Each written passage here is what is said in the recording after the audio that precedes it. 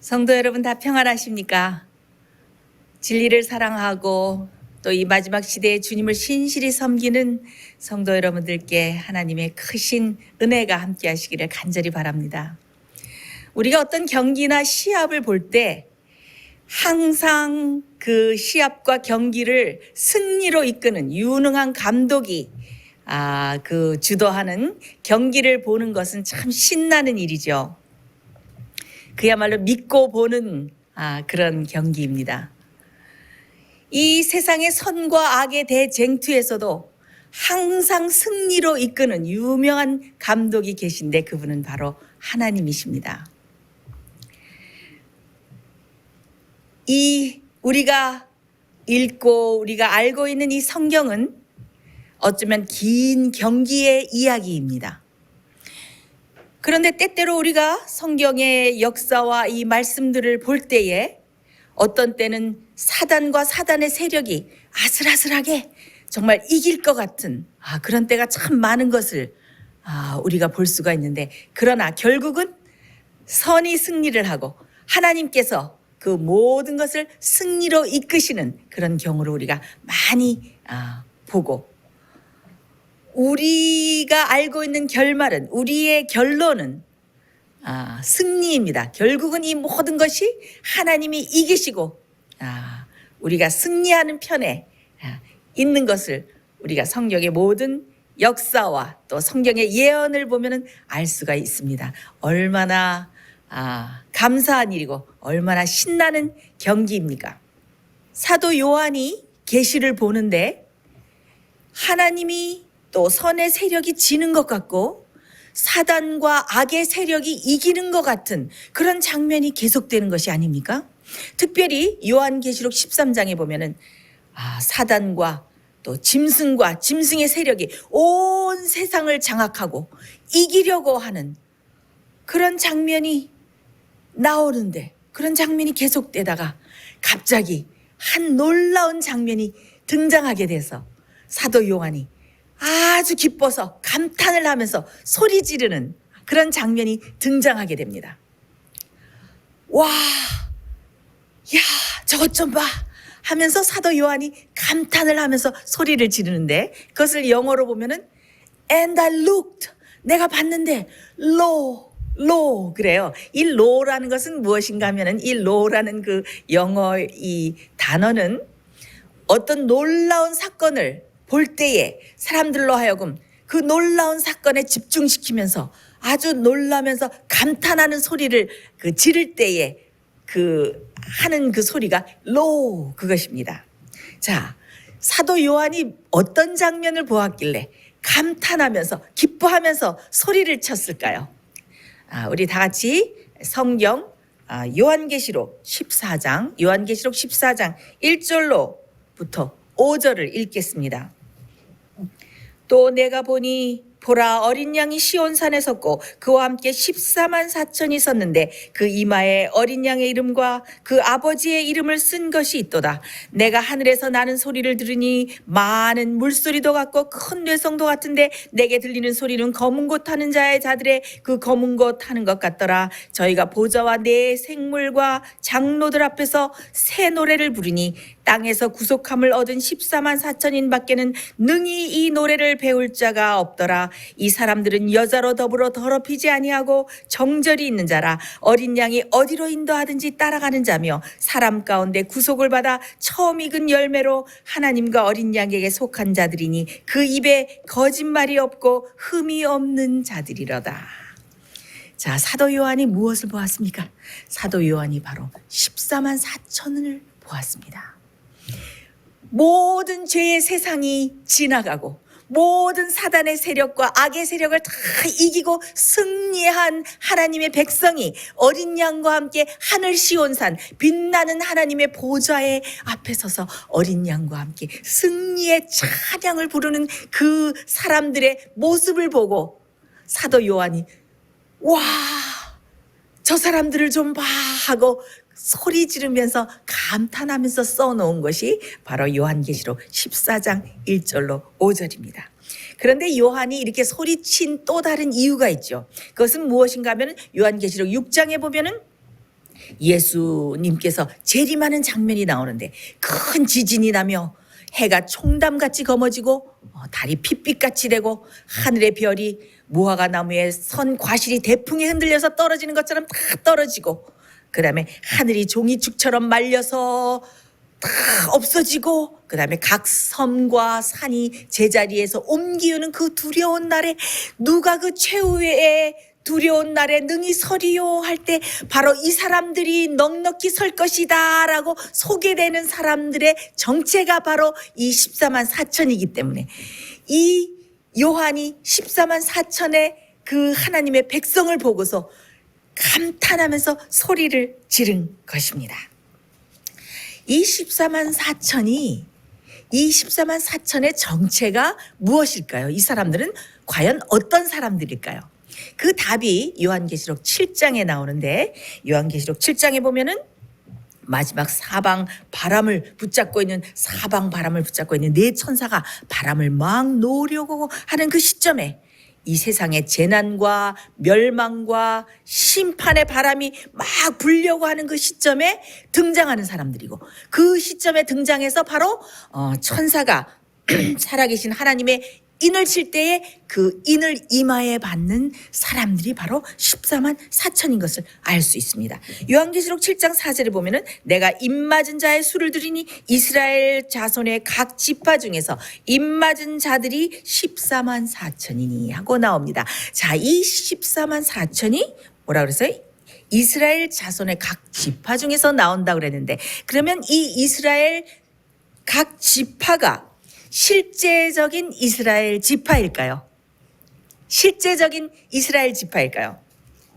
자, 여러분, 이스라엘의 역사를 보면은 이스라엘이 북방 이스라엘과 북이스라엘과 남방 유다로 나눴죠. 그래서 10지파가 북방 이스라엘로 갔고 2지파가 남방 유다로 갔는데 그 북방 이스라엘은 아시리아에서 멸망을 당하고 타국으로 다 흩어져서 타국인과 결혼을 했죠. 그래서 거기서 사마리아인들이 많이 나온 것을 알 수 있는데 그래서 그들이 타국에 가서 흩어져서 이방인들과 다 결혼하고 그래서 그 혈통이 다 섞이게 되었습니다. 유다도 바벨론으로 또 잡혀가게 되고 그래서 이 실제적인 이스라엘 자손 이 혈통의 이스라엘 각 지파가 그대로 보존되는 것이 불가능했던 것을 우리가 알 수 있습니다. 그래서 이것은 영적인 이스라엘의 지파를 말하는데 야고보서 1장 1절에 말하기를 야고보는 흩어져 있는 12지파에게 문안하노라 라고 써서 우리가 이것이 영적인 이스라엘 영적인 하나님의 자손인 것을 알 수가 있습니다. 자, 그리고 이 14만 4천은 마지막에 등장하는 하나님의 백성이라는 것을 우리가 알 수 있는데 어떤 것을 보아서 알 수 있을까요? 요한계시록 7장 13절로 14절에 보면은 장로 중에 하나가 응답하여 내게 이르되 이 흰옷 입은 자들이 누구며 또 어디서 왔느뇨 내가 가로되 내 주여 당신이 알리이다 하니 그가 나더러 이르되 이는 큰 환난에서 나오는 자들인데 어린 양의 피에 그 옷을 씻어 희게 하였느니라. 그래서 이 14만 4천이 인을 받는 그 모습이 나오고 계시록 7장에 보면은 그다음에 그들이 어디서 나오는 것을 알 수 있냐면은 그들이 바로 큰 환난에서 나오는 자들이라는 것을 알 수가 있습니다. 이 큰 환난이 무엇입니까? 바로 다니엘 12장 1절에 얘기한 개국 이래로 없던 환난, 미가엘이 일어날 수밖에 없는 개국 이래로 없던 그 큰 환난이 일어나는 때이니까 바로 그것이 어떤 때입니까? 마지막 때인 것을 알 수 있습니다. 그래서 바로 그 마지막 시점에 등장하는 사람들이 14만 4천인 것을 알 수가 있습니다. 자, 이 14만 4천은 제가 서두에 말씀드렸죠. 유능한 감독 대신 하나님이 이 선악의 이 대쟁투에서 이 경기를 이끌고 계시다고 제가 말씀드리지 않았습니까? 이 유능한 감독과 함께 마지막 경기에서 승리를 가져올 이 유명한 감독과 함께 뛰어야 될 이 승리를 가져올 팀이 바로 14만 4천이기 때문에 지금 하나님께서는 14만 4천이 일어나기를 너무나 애타게 간절히 기다리고 계십니다. 왜냐하면 이 사람들이야말로 하나님의 계명을 지키고 사단이 태초로부터 뭐라고 하나님께 도전을 했습니까? 하나님의 법은 불공평하고 이 계명은 지킬 수 없는 것이다 라고 도전을 했기 때문에 정말 하나님의 계명을 지키고 정말 하나님의 법을 지키고 정말 이 계명을 지킴으로써 하나님의 성품처럼 온전히 변화돼서 하나님의 공의와 하나님의 정의로우심을 그리고 하나님의 법이 옳으심을 온 우주에 증거할 수 있는 증인의 무리가 탄생해야 되는데 바로 그 하나님의 공의를 온 우주에 증명할 사람들이 14만 4천이기 때문에 하나님께서는 이 14만 4천이 빨리 나오기를 애타게 기다리고 계십니다. 어쩌면 하나님의 시간표에는 2021년이 없었을지도 모릅니다. 그러나 하나님께서는 이 마지막 백성이 탄생하기를 마음 졸이면서 기다리시다가 2021년에까지 이르렀을지도 모르는 것입니다. 여기에 보면은 내가 보니 어린 양과 함께 어린 양이 시온산에 섰고 해서 제일 먼저 어린 양이 나오죠. 자, 이 어린 양이 먼저 시온산에 선 모습을 이 사도 요한이 이렇게 기록한 데는 참 깊은 의미가 있습니다. 이것은 무엇인가 하면은 바로 어린 양과 함께 시온산에 승리하여서 설 14만 4천은 어린 양이 겪었던 경험, 어린 양이 승리한 것 같은 똑같은 방법으로 승리해서 시온산에 설 사람들이기 때문에 어린 양이라고 여기에 말한 것을 알 수가 있습니다. 자,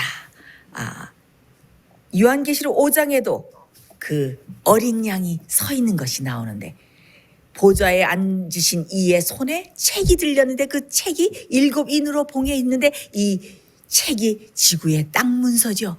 누가 이 인을 떼고 이 땅을 구속해 줄까 하고 요한이 크게 울었는데 그때 어떤 말씀이 들립니까? 울지 말라 유대 지파의 사자 다윗의 뿌리가 이기었으니.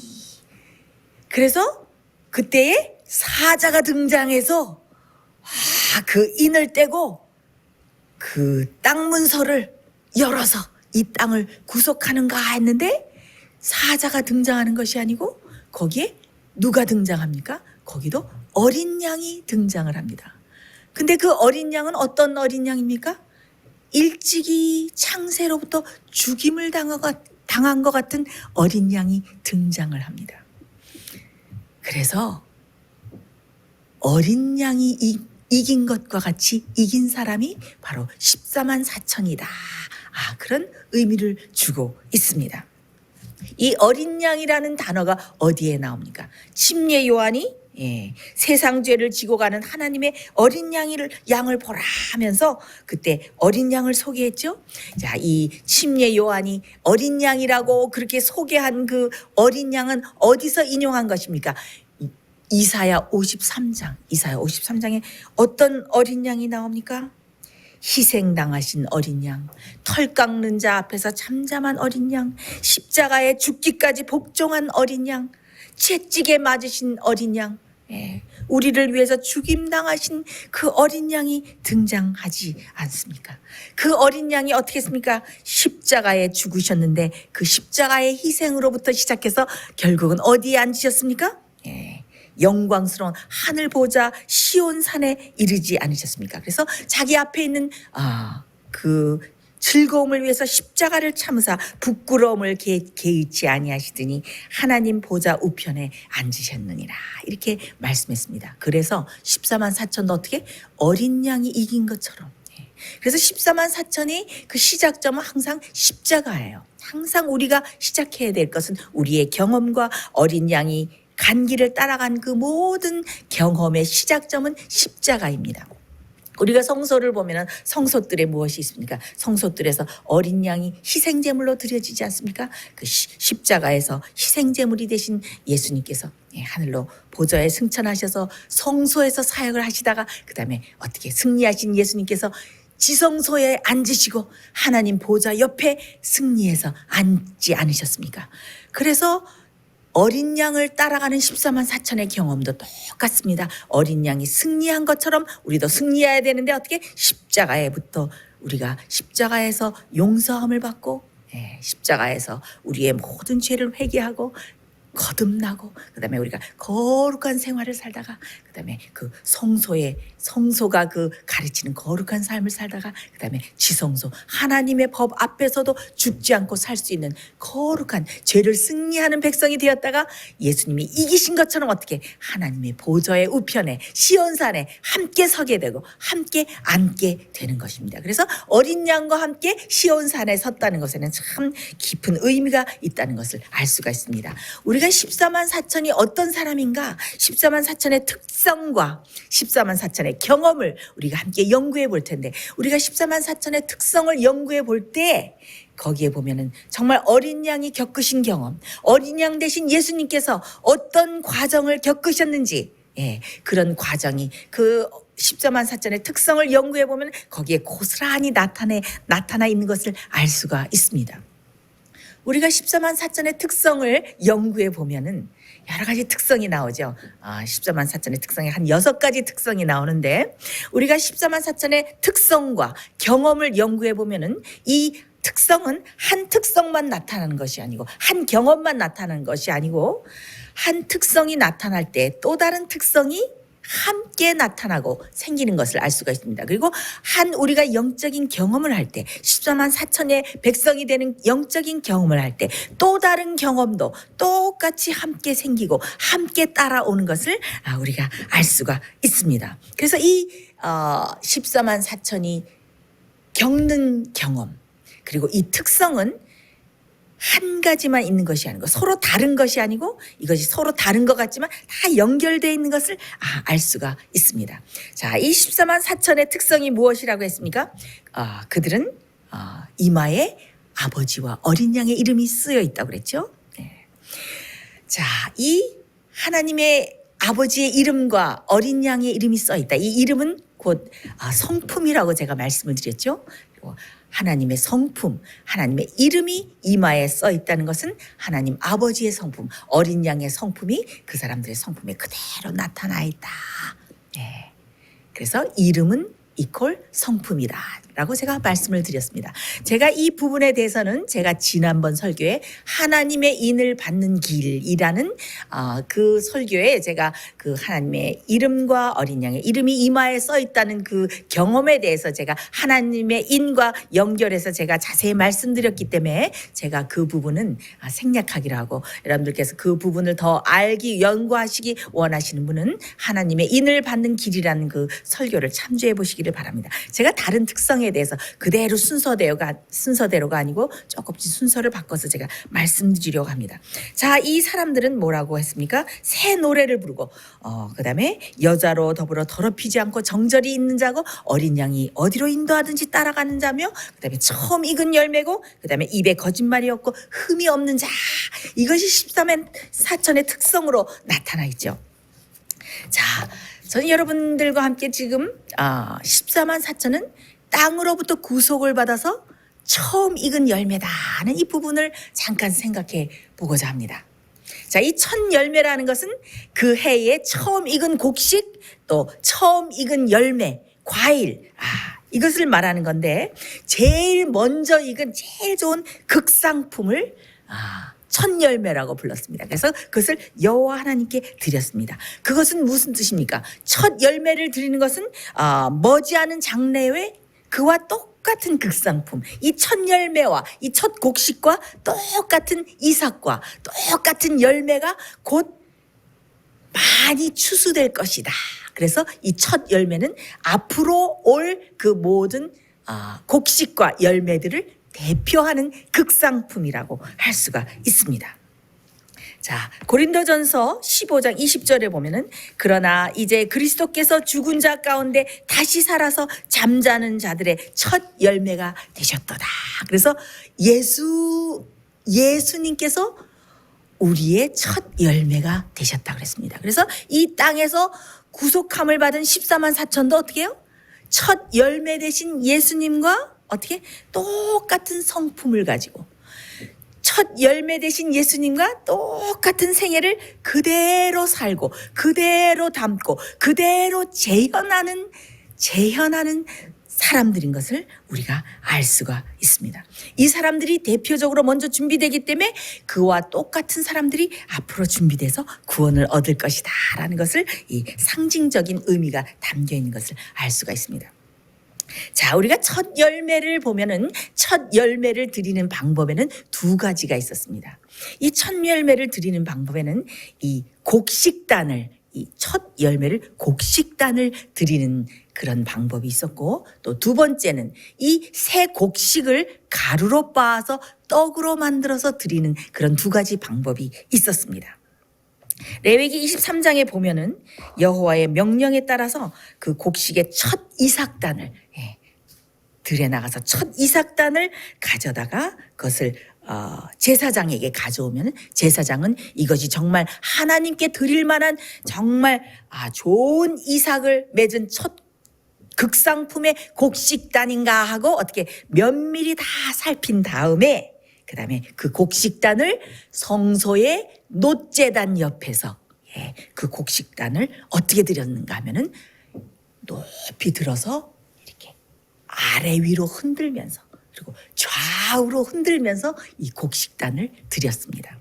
그런데 참 흥미로운 것은 이 첫 곡식단을 가루로 빻아서 이 만든 떡도 곡식단처럼 이렇게 흔들어서 높이 들어서 흔들어서 바쳤습니다. 그래서 이것을 곡식단을 흔들어서 바치는 것을 요제라고 불렀고 이것을 흔들어서 바친다 그래서 요제절이라고 불렀는데 이 곡식을 빻아서 만든 떡도 이렇게 높이 들어 올려서 흔들면서 드렸기 때문에 이것을 거제라고 불렀습니다. 이 거제는 히브리어로 타루마라고 해서 이것을 높이 들려서 하나님께 드려졌다 그런 뜻이 있는데 이것도 높이 들어서 아래 위로 그리고 좌우로 흔들어서 드린 것을 알 수가 있습니다.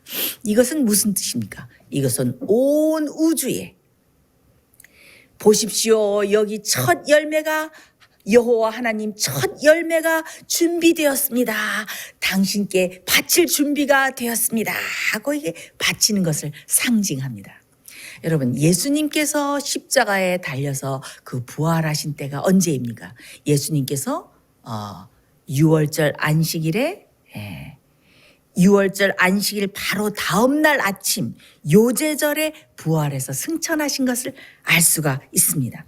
그래서 이 첫 곡식단을 언제 드렸냐면은 6월절 안식일이 지난 바로 그 다음 날 아침에 이 곡식단을 흔들어서 바쳤습니다. 그래서 어떻게 그 예수님께서 그 부활하신 것도 그 요제절에 그 부활해서 승천하신 것을 알 수가 있습니다. 그래서 예수님께서는 하나님께서 그 계획해 놓으신 모든 구원의 계획을 다 이루시고 그리고 하나님의 뜻과 하나님의 계명을 지키시는 온전히 죄를 승리하신 흠없는 생애를 사시고 흠없는 산 제물이 되셔서 흠없는 그 제물의 완전한 표본이 되셔서 그래서 온 우주에 산 제물로 드려지셔서 정말 예수님은 산 표본으로 드려진 것입니다. 그래서 이 첫 열매를 닮은 14만 4천도 어떻게 되는 것입니까? 이 14만 4천도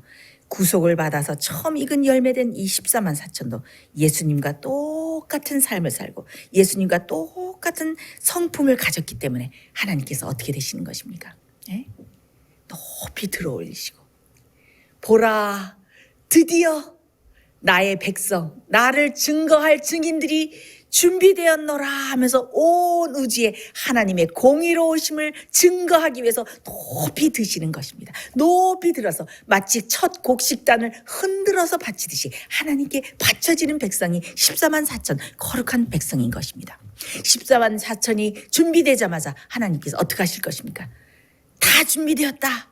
이제는 가자. 렛츠고 하시면 어떻게 됩니까? 환란이 오고 짐승의 표에 환란이 오고 얼마나 무서운 핍박과 박해와 그런 환란이 올지라도 어떻게 됩니까? 14만 4천은 사단의 세력에 전혀 굴하지 않고 그들의 생명과 그들의 안위를 위해서 염려하는 것이 아니고 내가 혹시 하나님의 명예를 더럽히지 않을까? 내가 혹시 하나님의 이름에 불명예를 돌리지 않을까? 하나님께 어떻게 하면 영광을 돌릴 수 있을까 해서 그들이 목숨과 생명을 바치기까지 주님께 충성하는 백성. 그래서 하나님의 이 계명을 지킬 수 있다는 것을 온 우주에게 증거하는 그런 백성이, 그래서 거룩한 품성을 온 우주의 이 환란을 통과하면서 짐승의 표에 이 환란을 통과하면서 그 성품을 증거하게 되는 것입니다. 여러분, 이 놀라운 미션, 이 놀라운 사명을 누가 이루어야 합니까? 바로 이 말씀을 듣고 계신 바로 여러분들이 이 마지막 시대에 이 놀라운 하나님의 품성과 하나님의 공의로우심을 온 우주에 증거할 그런 놀라운 사명을 지닌 14만 4천이 될 수 있는 특권을 지닌 사람들이 바로 여러분입니다. 누가 하나님을 위해서 하나님의 명예를 옹호하면서 하나님의 공의로움을 증거하겠습니까? 일찍이 여러분들에게 하나님께서 이 놀라운 마지막 기별을 맡겨주시지 않았습니까? 여러분들께서 정말 이 귀한 진리 가운데서 이 진리를 일찍이 받아들이시고 이 진리 가운데서 정말 성화되면서 우리가 정말 주님의 능력을 빌어서 이 모든 죄를 승리할 수 있다는 이 마지막 기별, 믿음의 의의 기별, 새 천사의 기별을 우리가 일찍이 듣고 이 말씀을 소화하면서 정말 주님 안에서 우리가 믿음 생활을 하고 있지 않습니까? 여러분들 외에 정말 누가 14만 4천에 들 수 있는 특권을 가지겠습니까? 여러분, 정말 이 귀한 사명을 정말 피부 깊숙이, 정말 깊숙이 뼈에 정말 사무치도록 깨달으시고 정말 느끼시고, 내가 이 마지막 때에 정말 하나님을 위해서 죽도록 충성하는 14만 4천에 들어야겠다라고 결심하시고 준비하시는 여러분 되시기를 제가 간절히 호소하는 바입니다. 자, 이 부활의 첫 열매 되신 예수님이 어떻게 됐어요? 이 사도 바울이 뭐라 그랬습니까? 그의 죽으심과 합하여 우리가 물속에 장사되고 그가 살으심처럼 우리도 새 생명으로 살아난다고 그렇게 사도 바울이 그 말씀에 기록된 것을 우리가 알 수 있지 않습니까? 여기엔 참 귀한 의미가 들어있어요. 첫 열매 되신 예수님께서 죽으신 것처럼 우리가 그의 죽으심과 합해서 우리가 매일매일 죽고 그다음에 주님께서 부활하신 것처럼 우리가 새로운 생명으로 부활하는 것입니다. 그래서 어떻게 우리가 죄된 옛 자아에 대해서 죽고 이 세상에 대해서 죽고 그다음에 새로운 피조물로 예수님 안에서 매일매일 새롭게 태어나서 새 생명으로 살아가는 것, 이렇게 귀한 의미가 들어있는 것입니다. 이 첫 열매 속에는. 그래서 우리가 주님과 함께 장사돼서 죄를 다 물속에 묻고 새롭게 태어나듯이 새로운 생명으로 일어나서 주님의 능력과 은혜 안에서 죄를 승리하는 매일의 생애를 사는 것, 이것이 땅에서 구속함을 입어서 첫 열매된 14만 4천의 특성이고, 그런 경험을 매일매일 하는 사람이 바로 14만 4천에 들어가는 것입니다. 그래서 우리가 그런 귀한 경험을 매일매일 하면서 사는 여러분 되시기를 제가 간절히 바랍니다. 이 14만 4천의 특성 중에 아주 흥미있는 경험이 있는데, 그들은 새 노래를 부른다 그랬어요. 이 새 노래를 부른다 그랬는데, 이들은 하나님의 보좌와 내 생물과 장로들 앞에서 새 노래를 부른다고 했는데, 이 노래는 14만 4천 외에는 어떻게 능히 배울 수도 없고 부를 수도 없다고 했습니다. 그들이 부르는 노래가 무슨 노래이길래 능히 그들 외에는 부를 수도 없고 배울 수도 없는 노래일까요? 요한계시록 15장 2절로 3절에 보면 이렇게 그게 어떤 노래인지 이런 말씀이 나와 있습니다. 또 내가 보니 불이 섞인 유리바다 같은 것이 있고 짐승과 그의 우상과 그의 이름의 수를 이기고 벗어난 자들이 유리 바닷가에 서서 하나님의 검은 고를 가지고 하나님의 종 모세의 노래 어린 양의 노래를 불러 가로되 주 하나님 곧 전능하신 이여 하신 일이 크고 기이하시도다 만국의 왕이시여 주의 길이 의롭고 참되시도다.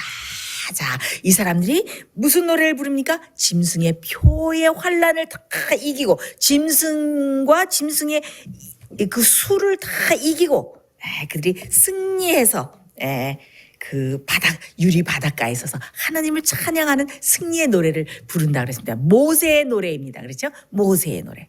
왜 모세의 노래가 승리의 노래일까요? 모세가 이스라엘 백성과 함께 출애굽해서 막 가서 어디에 다다랐습니까? 홍해에 다다랐는데 어떻게 됐습니까?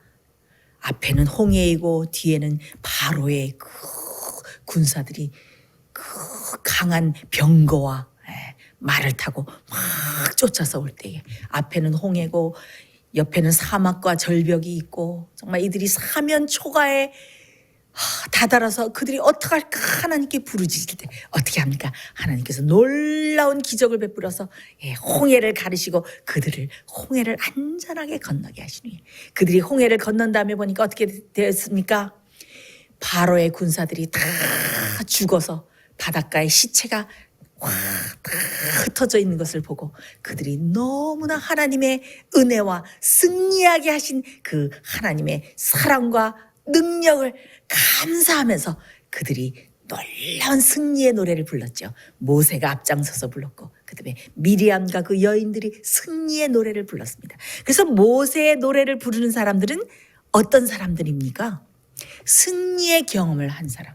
어떤 승리의 경험을 한 사람들일까요?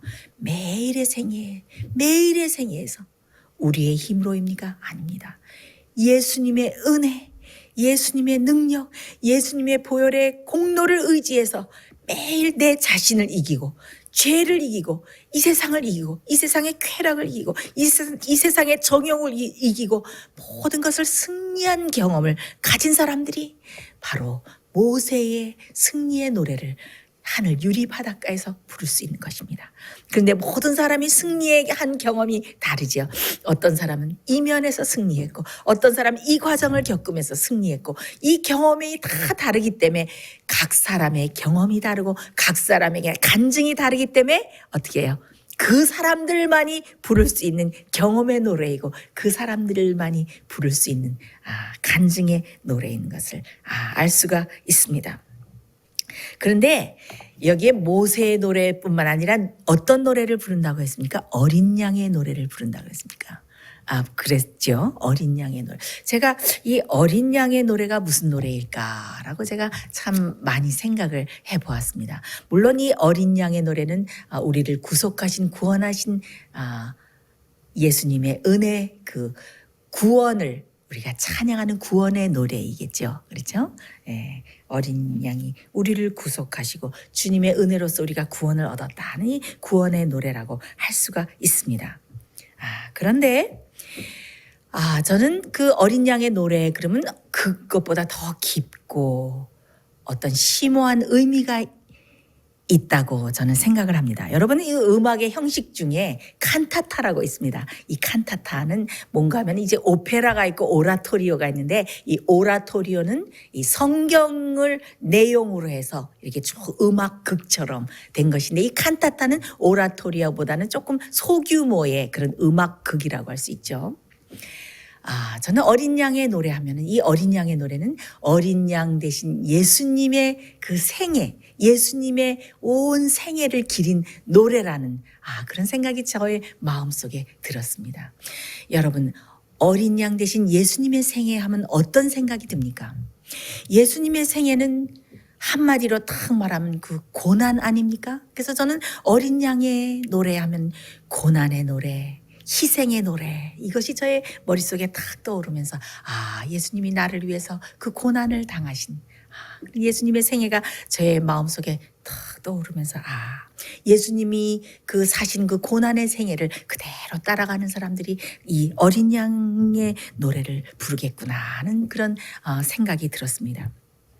정말 예수님의 생애는 어땠습니까? 너무 사랑이 많으시고 순결하시고 이해와 동정이 많으시고 너무 고결하시고 정말 악의 세력과는 전혀 관계가 없는 그런 순결하신 생애를 사신 예수님. 그러나 어떻게 했어요? 예수님이 이 땅에 태어나자마자 예수님을 유혹해서 쓰러뜨리고 패배하기 위해서 온 사단의 세력과 악의 천사들과 악의 세력이 총집합해서 예수님의 온 생애 동안 예수님을 괴롭혔던 것을 알 수가 있습니다.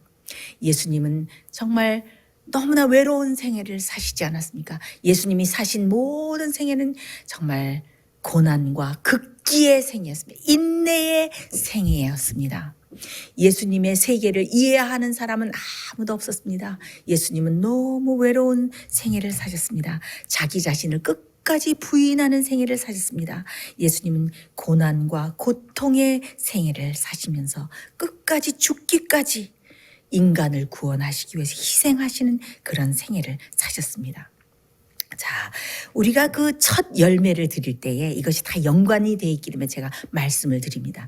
우리가 첫 열매를 드릴 때에 그 오순절에는 그 첫 곡식을 가루로 빻아서 떡을 2개를 만들어서 그것을 구워서 이렇게 흔들면서 드렸는데 제가 그것을 보면서 그 빠지다 제가 그것을 생각하면서 예수님께서 그 겟세마네에서 우리의 모든 그 죄를 온몸에 짊어지시고 그 피땀을 흘리면서 겟세마네에서 기도드리실 때 그 겟세마네의 뜻이 무엇입니까? 겟세마네의 뜻은 기름을 짜다, 으깨어지다, 빠지다 그런 의미를 가지고 있습니다. 그래서 예수님께서는 우리를 살리는 생명의 떡이 되시기 위해서 다른 사람을 살리는 그런 산 제물이 되시기 위해서 당신 자신이 예수님 자신이 온전히 으깨지고 깨어지고 하늘의 밀알이 어떻게 죽어서 땅에 떨어져서 죽어서 없어지면 많은 열매를 맺는다. 그런 교훈을 주시면서 몸소 그 교훈을 실천하지 않으셨습니까? 그래서 예수님께서는 예수님 자신이 완전히 가루로 빠져서 없어지는 경험을 하시는 것입니다. 그래서 십자가에서 내가 없어지더라도 내가 이 세상에 존재하기를 그칠지라도 내 생명이 없어짐으로써 이 인류를 구원할 수 있다면 그런 사랑과 희생의 정신을 가지고 완전히 그 몸이 으서져서 없어지는 경험을 하셨습니다. 그래서 이 14만 4천도 어떻게 해요? 예수님과 똑같이 다른 사람을 살리는 생명의 떡이 되기 위해서 다른 사람을 살리기 위해서 하나님 앞에 바쳐지는 산 제물이 되기 위해서 완전히 깨어지고 빠지는 그런 경험을 해야 됩니다. 그래서 이 볼이나 이 밀알이 완전히 가루로 깨어져서 어떻게 해요? 완전히 뽀드득 소리가 날 이런 가루로 되는 것. 이렇게 가루가 된다는 것은 하나님 안에서 내 자신이 완전히 없어져서 부서져서 없어지는 경험을 하는 것을 말합니다. 그래서 예수님이 완전히 자신이 없어지는 그런 고난과 희생의 길을 걸은 것처럼 14만 4천도 어떻게 해요? 다른 사람을 살리기 위해서 또 하나님 앞에 흠없는 제물이 되기 위해서 자기 자신이 완전히 없어지는 경험. 그래서 예수님이 가신 그 고난의 길과 예수님이 가신 그 고난의 과정을 그대로 겪으면서 가는 사람, 그런 과정을 겪은 사람이 어떻게 어린 양의 노래, 고난의 노래, 희생의 노래를 부를 수 있게 되는 것입니다. 근데 제가 이 고난을 당하고 희생을 당하고 다른 사람을 살릴 수 있는 그 생명의 양식이 된다. 내 자신이 없어진다. 이런 모든 것을 생각해 볼 때에 이런 모든 과정을 겪게 하는 그 근본 동기는 무엇입니까, 여러분? 그것은 사랑입니다. 다른 사람을 위해서 그러니까 모세도 마찬가지지 않습니까? 이스라엘 백성들을 살릴 수만 있다면 하나님이여 내가 멸망해도 좋으니 내 이름을 생명책에서 지워주시고 대신 이 백성들을 살려주시옵소서. 그 사랑의 정신 아닙니까? 사랑의 마음 아닙니까? 예수님께서도 내 자신이 없어지더라도 이 사람들을 살릴 수 있다면 하는 그런 사랑의 마음을 갖지 않으셨습니까? 14만 4천의 경험도 그들의 그 하나님께 충성하는 사람, 그 다른 사람을 살리기 위해서 그 충성하는 그 사랑의 그 근본 동기, 마음에 가지는 그 근본 동기는 바로 사랑입니다. 그들이 사랑의 마음과 사랑의 성품을 가지고 있기 때문에 그들이 죽기까지 하나님께 충성하는 것입니다. 그래서 제가 이 부분에 생각해 보면서 얼마나 놀라운 사랑과 얼마나 놀라운 사랑의 성품을 가져야 정말 내가 14만 4천이 되고 어린 양의 노래, 고난의 노래를 부를 수 있을까 하고 제가 생각해 보았습니다. 정말 우리가 그 놀라운 사랑의 정신과 그 놀라운 사랑의 마음을 우리가 어떻게 가질 수 있겠습니까? 인간의 그 태어날 때 인간의 마음은 원래 냉랭하고 사랑이 없습니다. 우리는 그 사랑을 예수님께로부터 받을 수밖에 없습니다. 우리가 그 사랑과 능력과 은혜를 매일매일 예수님께로부터 받고 그래서 예수님을 기쁨으로 따라가는 그런 성도님들 되시기를 제가 간절히 바랍니다. 이 어린 양이 어디로 인도하든지 따라가는 자며 하느니 어린 양이 어디로 인도하든지 따라간다는 것과 이 어린 양의 노래를 부른다는 것은 이것은 다 같은 맥락이고 이 같은 영적인 경험이고 같은 특성입니다. 그래서 이것이 다 연결돼서 오는데 이 생명의 떡이 위해서 하나님께 바쳐지는 떡이 되기 위해서 이 떡은 어디서 구워졌습니까? 불에서 구워졌죠. 그래서 이 불에서 구워진다는 것은 이 바로 이 뜨거운 불에서 연단을 받는다. 그런 의미를 가지고 있습니다. 그래서 이 불에서 달궈진다는 것은 이 불 같은 시련 속에서 연단을 받고 그래서 그 연단을 받아서 정금과 같이 나온다는 것을 의미하고 있습니다. 제가 아직 시간이 없어서 읽지는 않겠지만은 우리가 영감의 글을 보면은 거기 보면 교회에 보내는 그 증언의 말씀에 보면 187페이지 보면 제가 참 좋아서 이제 많이 마음속에 외우고 이제 생각하고 있는 말씀인데요. 하나님께서는 하나님의 백성을 한 계단씩 한 계단씩 계속 인도하고 계신다라고 말씀하고 있는데 각 그 단계마다 지점마다 사람들의 마음은 시련을 받고 단련을 받는데 어떤 사람은 한 지점은 잘 통과하는데 어떤 사람은 어떤 단계에서 쓰러지고 만다. 왜? 왜냐하면 그 단계는 그 사람이 마음속에 품고 있는 우상을 보여주기 때문에. 그래서 어떻게 해요? 그 단계에 주님을 따를 것인가? 아니면 그 우상을 품고 이 세상을 사랑해서 주님을 따라가는 것을 멈출 것인가? 매 단계마다 하나님께서 각 하나님의 사랑하는 백성을 연단하시면서 인도하고 계시는데 그래서 그 사람들이 정말 하나님을 더 소중히 여기는가 주님을 더 소중히 여기는가 주님을 더 사랑하는가 아니면 그 우상을 더 사랑하는가 자기 자신을 더 사랑하시는가 매 단계마다 그들이 연단을 받고 단련을 받으면서 그 단계를 가는데 그 단계를 매 단계마다 하나님께서 인도하고 계신다고 이런 그런 영감의 말씀이 있습니다. 주님께서 우리를 어떻게 해요? 어린 양 되신 예수님께서 우리를 매 단계로 인도하고 계십니다. 우리를 고난의 학교에 입학시키셔서 우리를 연단하시면서 그 길로 인도하고 계십니다. 그래서 우리가 어떻게 돼요? 우리는 정말 고난과 징계를 받는 것이 무엇이 기쁘겠습니까? 징계를 받는 것을 좋아하는 사람은 아무도 없을 것입니다. 그러나 주님께서 어떻게 해요? 그 사랑하시는 자마다 어떻게 징계하신다고 그랬습니까? 그래서 우리가 어떻게 해요?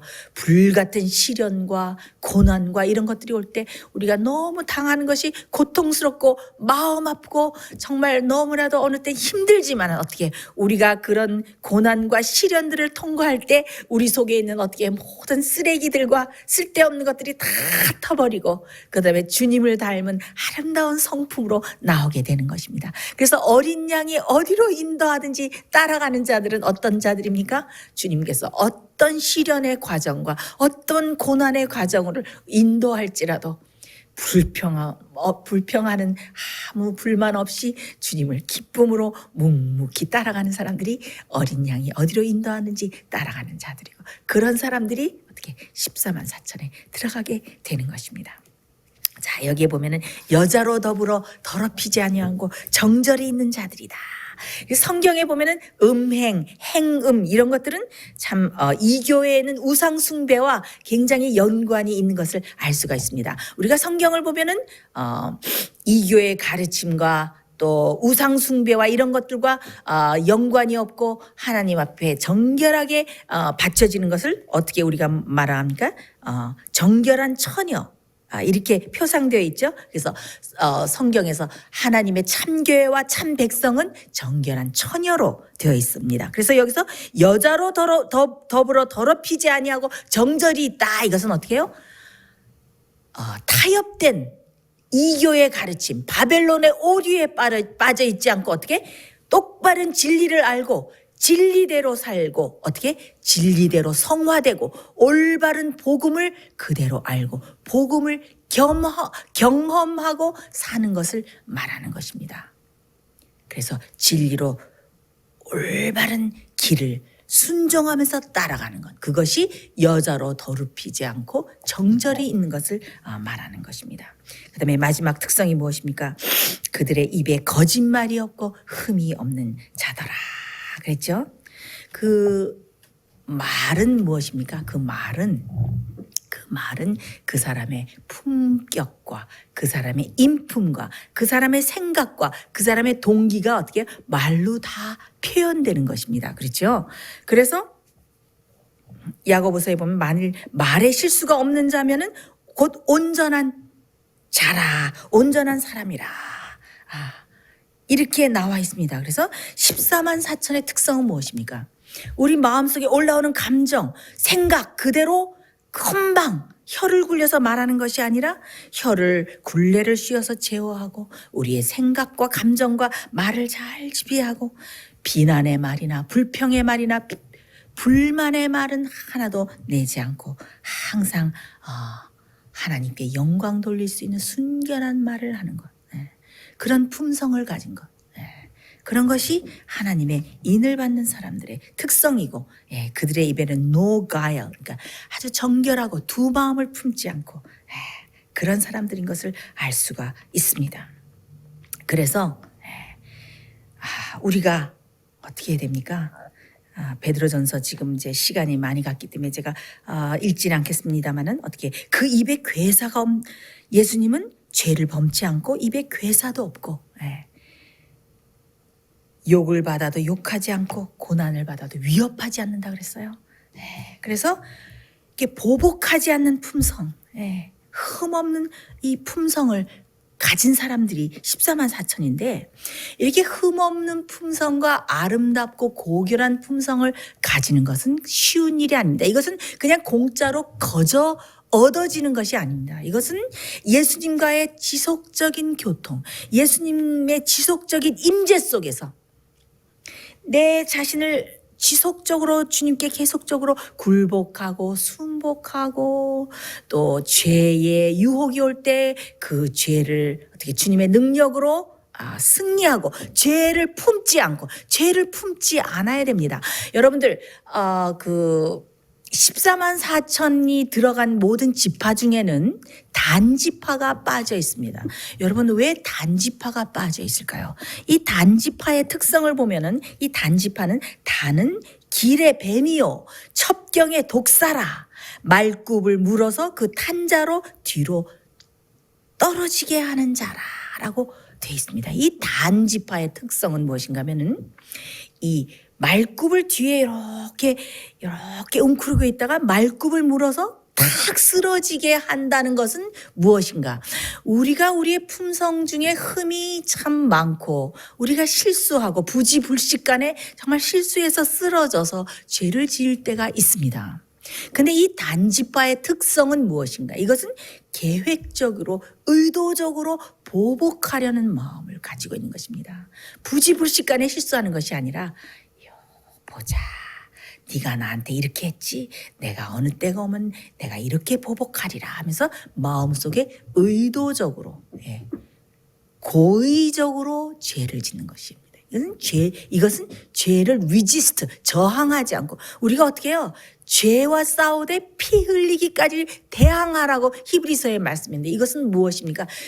피 흘리기까지 죄와 싸우면서 대항하는 것이 아니고 어떻게 해요?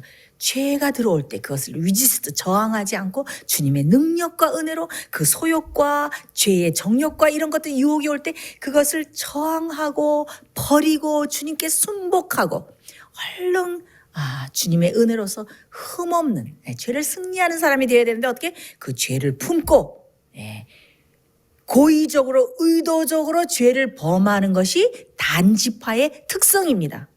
그래서 이렇게 고의적으로 고범죄를 짓고 이렇게 의도적으로 한 그런 특성을 가진 사람은 14만 사천에 결코 들어갈 수 없다는 것을 우리가 생각해야 될 것입니다. 여러분, 점도 없고 흠도 없다. 이것이 무슨 뜻입니까? 점도 없고 흠이 없다는 것은 우리가 지나간 모든 생애를 주님 앞에 다 용서함을 받고, 그 다음에 다시는 죄를 질 마음이 없는, 다시는 죄를 질 의도가 없어진 것을 점도 없고 흠도 없다고 하는 것입니다. 그래서 이것이 우리의 힘으로 되겠습니까? 주님께서 우리에게 이길 힘을 주시고, 우리가 주님께 굴복하면 또 이길 힘을 주시고, 우리가 주님을 의지하면 또 힘을 주시고, 또 그 힘을 의지하고 주님의 능력과 은혜를 매일 매순간 체험하면서 나가는 것이 14만 사천입니다. 우리의 힘으로 이기는 것이 아닙니다. 주님의 힘으로, 우리 속에 임재해 계신 예수 그리스도의 힘으로 이기는 것입니다. 이 14만 사천은 큰 환난에서 나와서 어떻게 해요? 해가 뜨거운 기운으로 태우고, 이 모든 재난으로, 질병으로, 기근으로 황폐해지고 태양이 심한 열로 사람들을 태우는 광경을 목격하고, 스스로도 고통과 기가를 많이 당하지만 이 모든 환난을 이기고 결국은 승리해서 하나님께 승리를 가져오는 이 놀라운 백성이 14만 사천입니다. 여러분, 얼마나 아름다운 백성입니까? 우리 여러분 모두 들어가기를 원하지 않습니까? 많은 사람들이 그럽니다. 14만 사천이 실수입니까? 실제수입니까? 14만 사천이 돼야지만은 구원을 얻는 것입니까? 왜 14만 사천을 실제수라고 믿습니까? 이러면서 막 많은 사람들이 도전을 합니다. 여러분, 14만 사천이 마지막 시대에 살아서 구원을 얻을 실제 숫자일지 영적인 숫자일지 그것은 중요하지가 않습니다. 왜 중요하지가 않습니까? 어떻게 하면 우리가 14만 사천이 갖출 수 있는 아름다운 특성을 품을 수 있을까?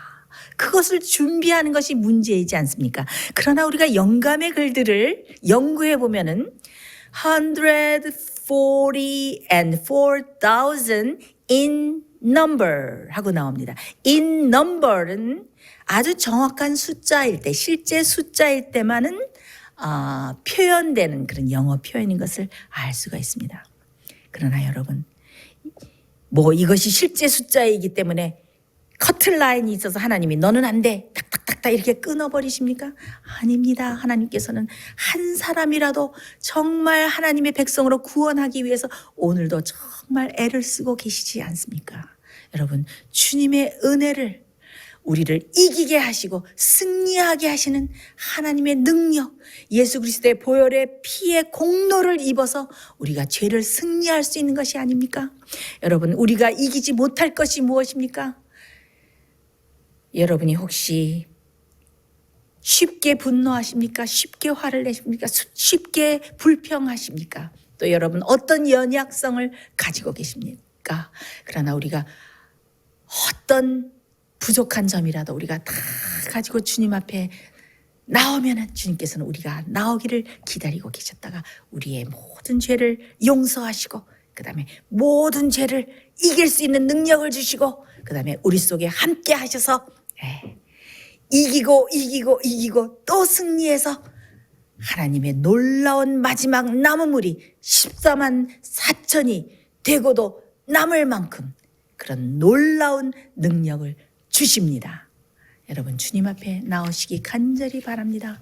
지금은 14만 4천이 점점 숫자가 차고 준비되어 가고 있는 시점입니다. 사방에 바람이 놓이고 지금 여러 가지 재난과 질병과 이런 바람이 닥치는 것을 볼 때에 정말 하나님의 인을 맞은 자의 숫자가 점점 차가는 것을 우리가 알 수 있습니다. 여러분 정말 영감의 글에 보면 모든 능력과 힘을 다해서 14만 4천에 들어가기 위해서 힘쓰라 이런 말씀이 나옵니다. 주님의 은혜는 얼마나 넉넉합니까? 우리에게 주어진 주님의 능력, 주님의 은혜를 우리가 의지하고 감사하면서 주님께서 주신 그 놀라운 특권 14만 4천에 들어가는 넉넉히 들어가는 저와 여러분이 되시기를 제가 간절히 바라면서 말씀 마치겠습니다. 우리 다 같이 기도하겠습니다. 하나님 아버지, 마지막에 하나님 아버지의 공의와 또 하나님 아버지의 정의로우심을 온 우주에 증거할 수 있는 그 놀라운 14만 4천에 들어가기를 저희가 심히 소원합니다. 그러나 우리의 힘으로는 너무나도 부족하고 우리가 너무 연약하여 감히 그것을 바랄 수도 없습니다. 그러나 주님께서 주시는 능력과 주님께서 주시는 은혜와 보혈의 능력과 공로를 힘입어서 우리가 넉넉히 그 놀라운 하나님의 14만 4천의 무리에 들어갈 수 있는 것을 믿음으로 믿습니다. 주여 그 놀라운 기적이 우리에게도 일어날 수 있도록 이 시간에 축복하여 주시옵소서. 예수님 이름으로 간절히 기도드리옵나이다. 아멘.